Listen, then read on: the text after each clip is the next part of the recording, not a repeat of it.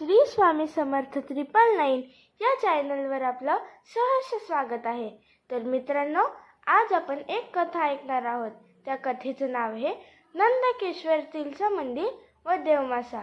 नंदकेश्वर तिलचं मंदिर व देवमासा एक अद्भुत कथा। वाडा तालुक्यातील हिरवेगार डोंगरामध्ये निसर्गाच्या कुशीत वसलेले एक प्राचीन आणि पवित्र स्थान म्हणजेच नंदकेश्वर तिलचं मंदिर।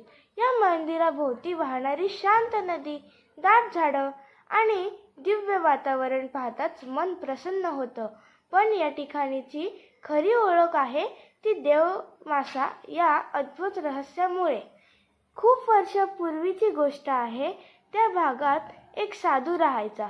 तो दररोज नदीकिनारी बसून भगवान शंकराची कठोर तपस्या करत असे।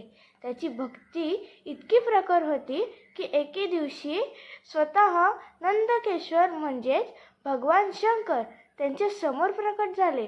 शंकराने साधूला आशीर्वाद देत म्हटलं, या ठिकाणी माझं व्यवस्थान निर्माण होईल आणि ही नदी सदैव पवित्र राहील। साधूने त्या ठिकाणी मंदिर बांधलं, तेच आजच तिलसा मंदिर। पण चमत्कार इथेच थांबला नाही। काही दिवसांनी गावकऱ्यांनी नदीत एक विलक्षण मासा दिसू लागला। तो सामान्य मासा नव्हता। त्याच्या अंगावर तेज होता आणि तो कोणालाही इजा करत नव्हता। उलट जिथे तो दिसे तिथे वातावरण अधिक शांत आणि पवित्र वाटे। गावकऱ्यांनी त्याला देवमासा म्हणायला सुरुवात केली। असं म्हणतात की जो कोणी मनापासून श्रद्धेने त्या देवमासाचं दर्शन घेतो त्याची इच्छा पूर्ण होतात। देवमासा फक्त पवित्र मनाच्या लोकांना दिसतो। नदीचं पाणी कधीही आटत नाही, कारण ती शंकराच्या कृपेने सदैव जिवंत आहे। एकदा गावात दुष्काळ पडला। लोक घाबरले। पाणी संपत चाललं होतं।